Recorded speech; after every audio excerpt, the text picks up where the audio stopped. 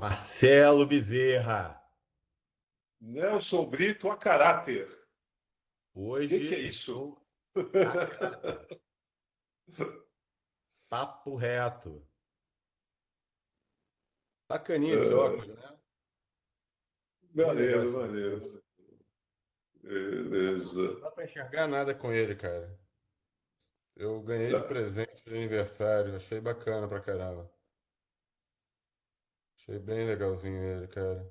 Aí resolvi colocar aqui hoje um negocinho diferente pra gente poder falar do assunto. Hoje o tema. Parece que a gente está Qual que é batendo o sempre na tema? mesma Pois é, tecla, qual né? que é o tema hoje que a gente vai falar? A gente vai falar de uma situação que aconteceu.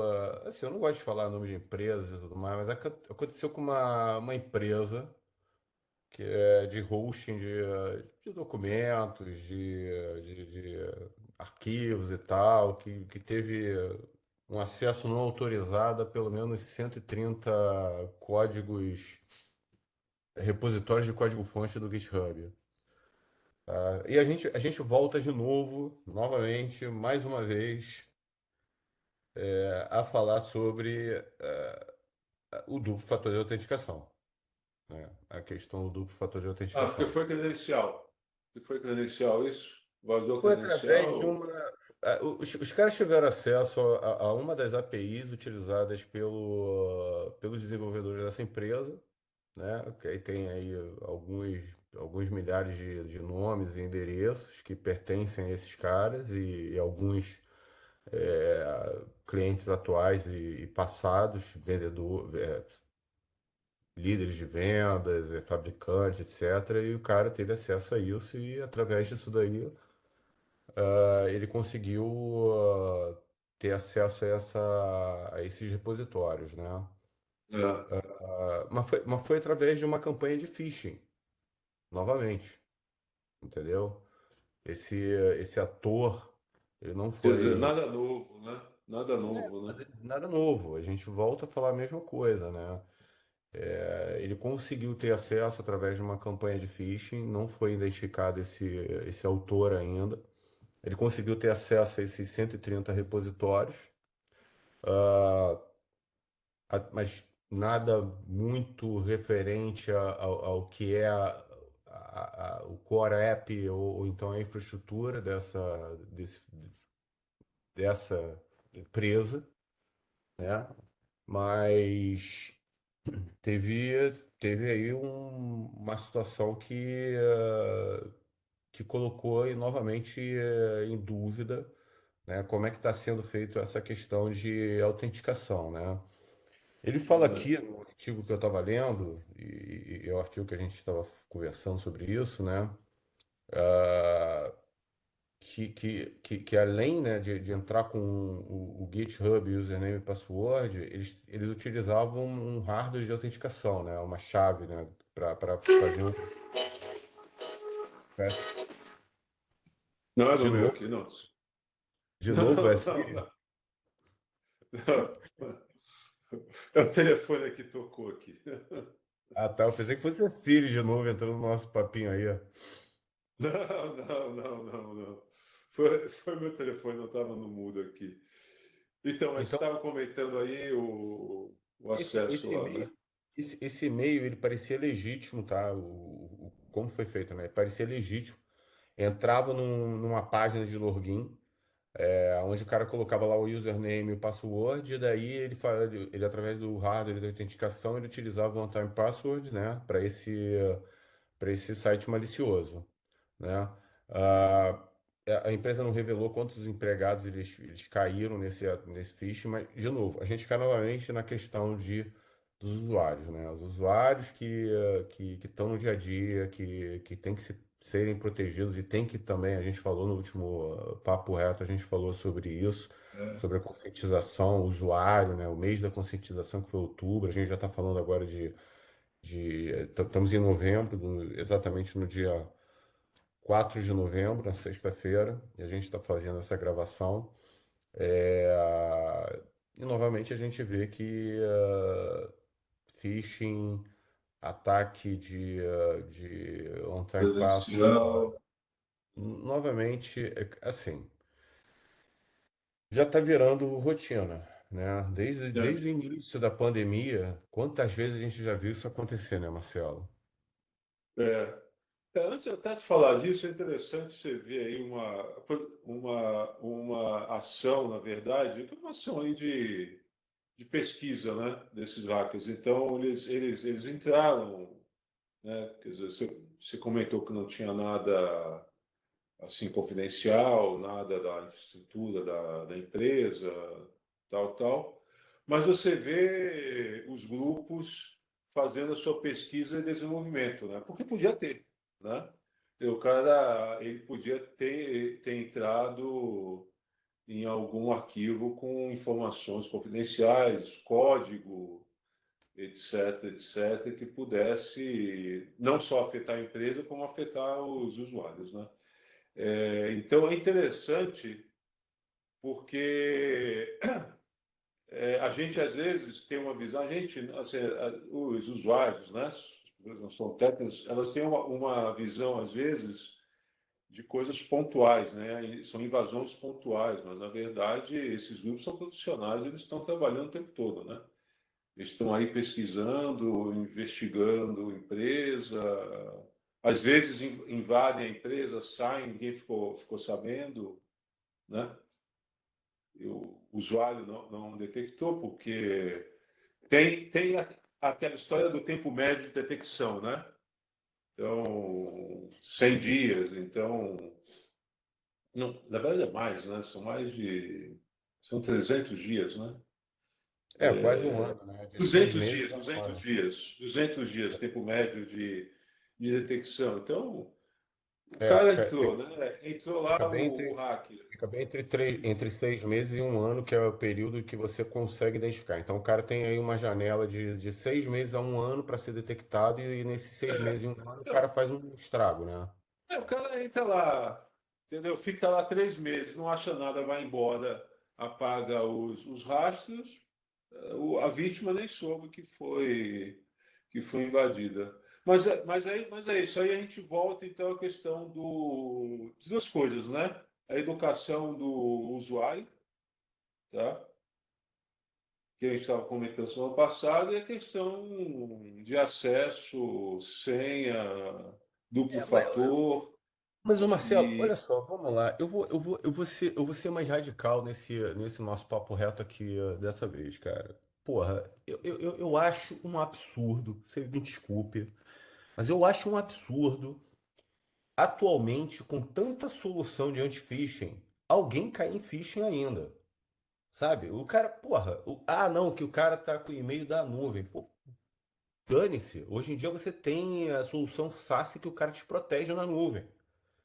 Entendeu?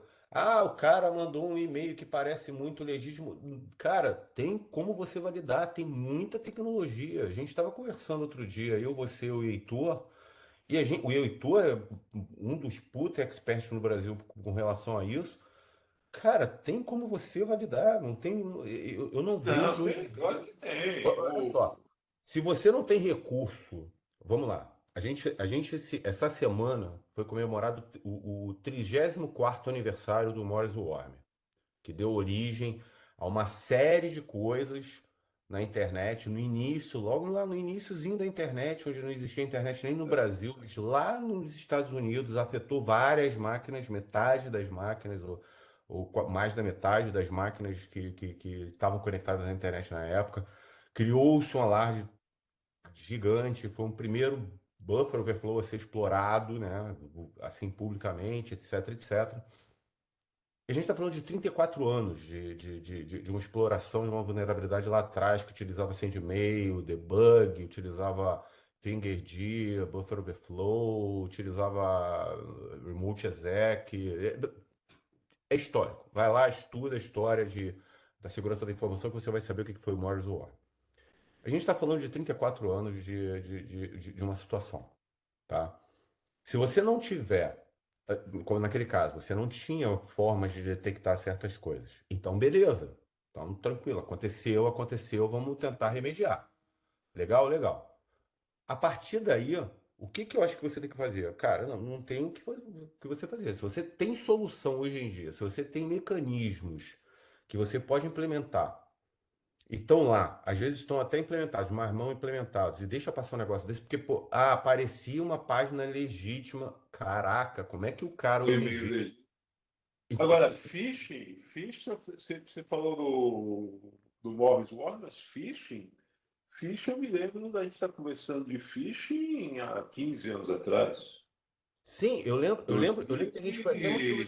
2005, Você lembra, você lembra que a gente começou, o Brasil foi um 2006. dos, o Brasil foi um dos pioneiros nessa questão de É, FII, que eu lembro que a gente levou isso para a empresa que nós trabalhávamos, que era a ISS, a gente estava no mesmo treinamento, a gente levou esse problema, que era um problema que a gente estava tendo no Brasil, trouxemos isso à pauta, um dos caras que estavam na turma, né, tendo aula com a gente e tal, tendo treinamento com a gente, falou assim, não, mas se a pessoa clica não sei o quê, eu falei, gente, não é assim, cara.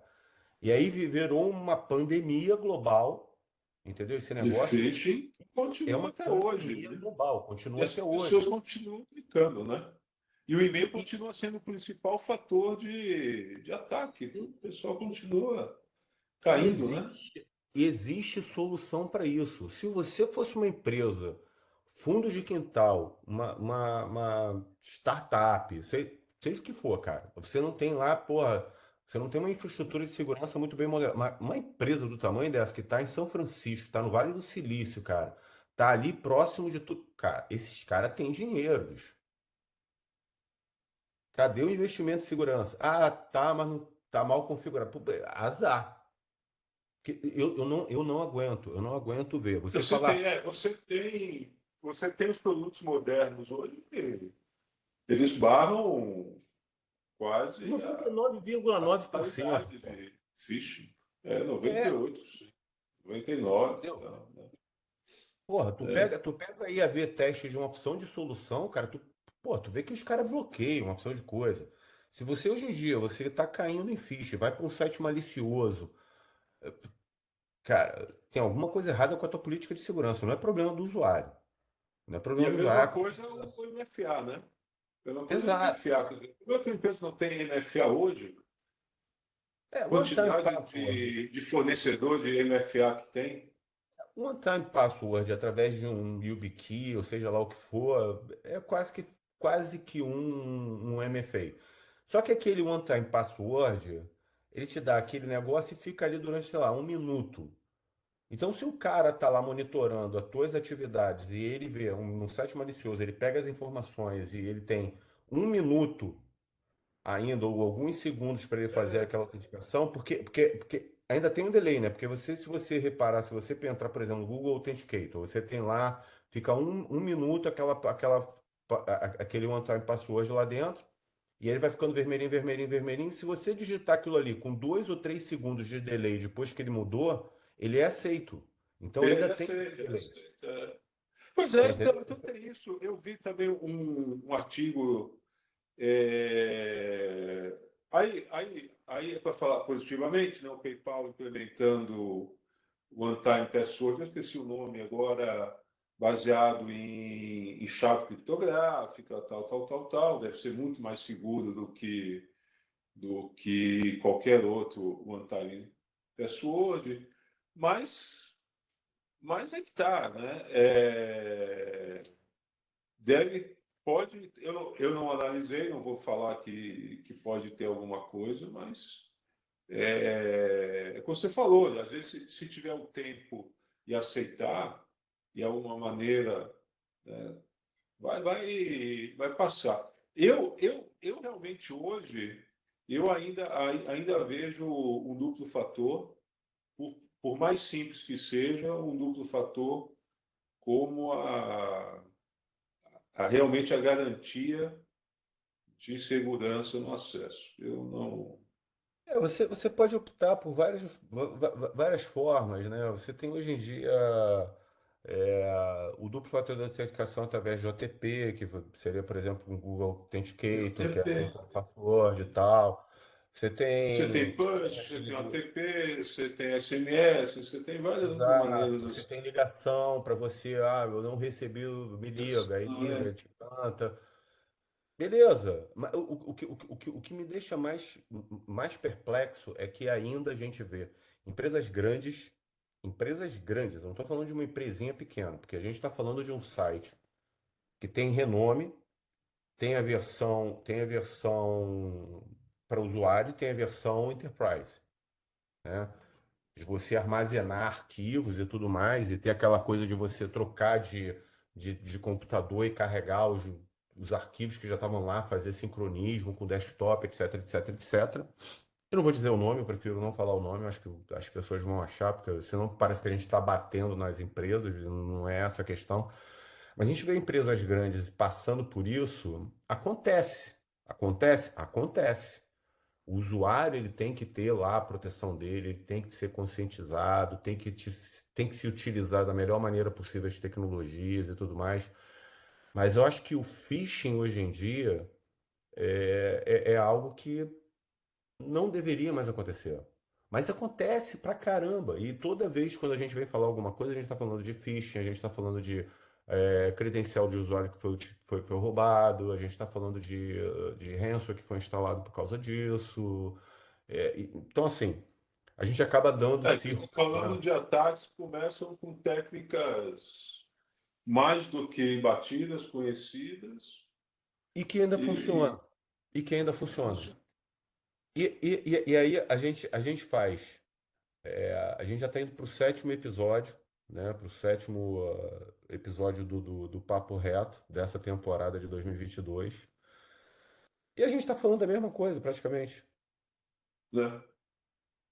A todo momento a gente volta à mesma coisa. É autenticação forte, é duplo fator de autenticação, é você tentar diminuir cada vez mais, diversificar suas senhas. Se você não tem o single sign-on, se você diversificar suas senhas, não utilizar a mesma senha para todos os lugares, que isso pode causar um problema, etc, etc, etc. Eu quero agora começar a falar de Copa do Mundo. Eu vou passar a falar de Copa do Mundo. Eu vou parar de falar sobre o que está acontecendo em segurança, que é tudo a mesma coisa. A gente vai falar de Copa do Mundo, que já está chegando aí também. E aí chega o momento que a gente tem, passamos pela eleição, vai ter agora a Copa do Mundo, e quando a gente entra no mês de novembro, além da Copa do Mundo, que vai ser também uma enxurrada de e-mails relacionados à Copa do Mundo, e vai ter muito phishing e Pô, do ataque mundo, um monte, relacionado. ou seja, uma quantidade absurda de phishing. Veja aqui Exatamente. o resultado não, né? Mas veja aqui o vídeo, a cena, o não sei do que e Exatamente. tal. Veja aqui o vídeo vazado do CT da Alemanha. Entendeu? Vai vir, Exatamente. vai vir uma opção de É, coisas assim. exatamente. Entendeu? Então, assim, e a gente vai chegar na Black Friday daqui a pouco também. A gente chega na E Black a Black Friday. Friday que é outra, a Black Friday que é outra também, outro, outro período intenso. Aí tem, na verdade, tem phishing e tem os golpes que as pessoas caem, continuam caindo de produto falso, enfim. Sim, sim, É, O cara compra um iPhone e sites ganha um desconhecidos, tijolo, né? sites desconhecidos e tal. É. É, O cara vai lá, compra um iPhone, quando recebe, abre a caixa, é um tijolo dentro é do um negócio. tijolo.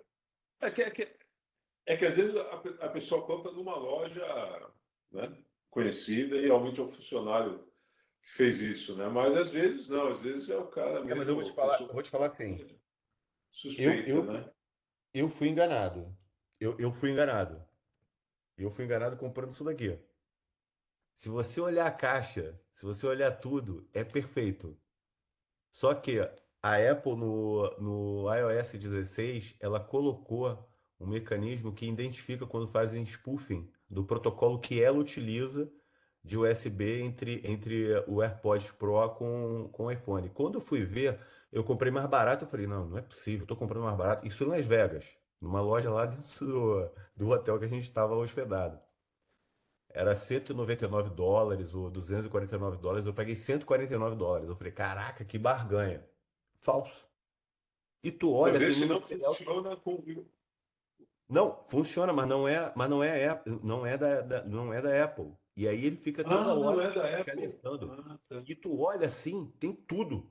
Eles mostram no site da Apple como você identificar. E você abre ele, você vai vendo aqui, ó, você abre ele, tem todas as indicações de que ele é. Tem as informações aqui internas, tem número serial, tem tudo. Tem tudo, tudo, tudo, tudo, tudo, tudo. Até no Find My iPhone você encontra esse bicho. Só que ela fica toda hora reportando dizendo, não, é um dispositivo que não é original Apple. É. Então, as pessoas caem em certos golpes. A gente que está no dia a dia, a gente cai, a gente pensa que é uma barganha e a gente acaba caindo também. Mas no final das contas, a gente está falando da mesma coisa, a gente fala de one-time password, a gente fala de MFA, a gente fala de usuário, conscientização, de utilizar bem as tecnologias que precisam ser utilizadas no perímetro da rede ou no perímetro da nuvem. É, E a coisa só vem piorando ao longo dos anos. A gente ainda está passando por esse momento ainda de como é que a gente. E o que eu vejo, Marcelo, e o que eu fico assim, a gente teve a oportunidade na semana passada de conversar com alguns executivos da área de segurança durante o Security Leaders, mudando, né? Tentando fazer com que as pessoas entendam como é que é a mudança do mindset que a gente precisa ter agora, nesse momento de retorno, né, ao normal, que é o novo normal. Não é o novo normal antigo, nem é o normal Não é antigo. aquele novo normal que idealizaram, né? É, Mas é um não é, novo, mas é uma maneira diferente de trabalhar, né? é um Com novo as novo normal. suas implicações de segurança. Exato, é o novo normal parte 2. Coloquemos assim, capítulo 2 do novo normal. E eu vejo muitas vezes, e isso daí eu converso com bastante executivos, eu vejo que já existem alguns que já têm essa mentalidade, mas uns ainda estão pensando de modo meio que em silos, né? Então, quando você fala assim, por exemplo, eu preciso fazer, eu preciso de adotar uma tecnologia aqui de faro, me dá um use case. Aí pede um use case para todos os fabricantes. Cara, não. Você está trabalhando, eu acho que está trabalhando de maneira errada. Não é através de um use case que você vai fazer uma estratégia. Você tem que fazer vários use cases. Você tem que dizer exatamente quais são as prioridades para você ver. Por exemplo, a gente tem aqui vários use cases que a gente utiliza. Aí a gente fala sobre um use case normal, Ransomware Defense. E eu comecei a interagir com os caras, eu falei, beleza, quais são as capacidades que você precisa? Aí teve um que falou lá, Fire. Porra, me deu vontade de dar um abraço no cara. Porque ninguém fala de Que Fire ninguém quando fala você. Fire. Que ninguém Ninguém fala fala Fire. Fire. Vou falar de ranço, não, vou proteger no Fire. Porra, como assim? O cara falou Fire, eu falei, quase que eu dei um abraço no cara. Eu falei, mano, me dá um abraço aqui, vem. O outro me falou de microsegmentação. Puta, nessa hora eu quase tive um desmaio. Eu quase desmaiei. Porque são pessoas que estão tendo essa visão, entendeu? Então, quando você começa a trabalhar com casos de uso, onde você realmente vê quais são os vetores de ameaça que você tem, para as vulnerabilidades que podem ser exploradas, que podem trazer risco para a corporação, etc, etc, você consegue criar essa lista de capacidades, você consegue criar vários use cases, você consegue ver, por exemplo, Ransomware Defense Remote Worker. Eu mostrei para eles, a gente tem esses casos de uso. Eu mostrei para eles, se você fizer Ransomware Defense, você completou 90% do remote work, falta 10%, que é uma capacidade apenas. Das 10 que você precisa para você ter remote worker, 9 já estão complementadas com Ransomware Defense. Então, quer dizer, você trabalhar com um caso de uso somente, não. Para você Não, levar isso você. para concórdia, para você levar para uma diretoria, você tem que mostrar para o cara o valor que aquilo está trazendo, não é através de um use case, mas sim com a estratégia de segurança. Olha, meus remote workers estão protegidos e eu também estou trazendo defesa contra ransomware, com através dessas tecnologias e com essas soluções. Isso é o que o cara tem que fazer. E o cara tem que saber fazer isso bem. E não é só adquirir.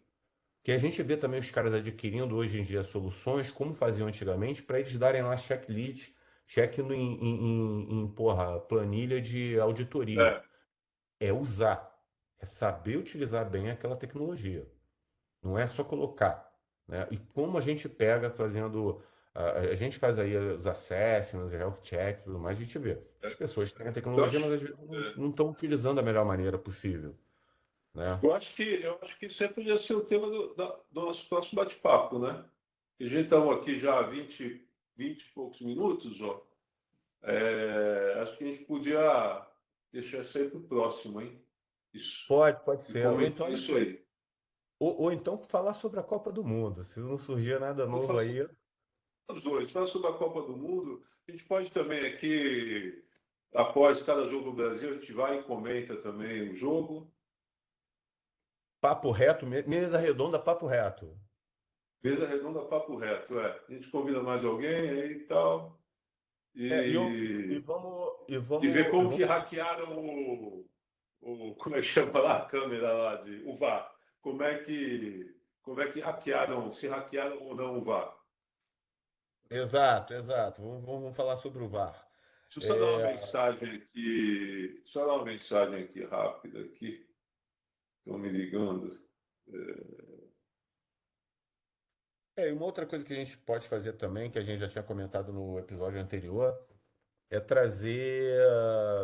trazer convidados, né? Eu tenho uma lista já aqui de pessoas que eu gostaria de convidar, e a gente vai ter oportunidade de ter novamente aí o Gustavo Scott, ele vai estar no Brasil novamente. Talvez, eu acho que ele venha para o Brasil, mas se ele não vier, eu acho que de Seattle ele Mas consegue tipo, muito é bem remoto, ele conectar. está remoto, ele quer estar remoto É, mesmo. exato, a Para gente São Paulo. consegue trazer ele. Começar a trazer uns convidados especiais para trazer também outros assuntos, né? Talvez voltado para esse convidado, né? O convidado, ele, além de ser É, convidado, ele traz um assunto para a gente poder um discutir, que ele assunto, possa. exatamente. É, um convidado que vai trazer a sua especialização, o que ele está fazendo, o que está estudando. Isso é uma boa. Bom, Então é isso. mensagem Então, final esse é final assistam os outros vídeos e entendam do que a gente não, está mas, falando mas aqui eu acho que nesse então vídeo. é o seguinte, é que você falou, esqueceu o checklist ou a compra rápida, comprar, esquecer o ante alguma coisa e fazer uma visão global, né, os vários casos de uso que a empresa tem, para cada caso de uso, ver o que você realmente precisa ter de funcionalidade de segurança, capacidade de segurança, né? E daí realmente você partir para uma solução, né?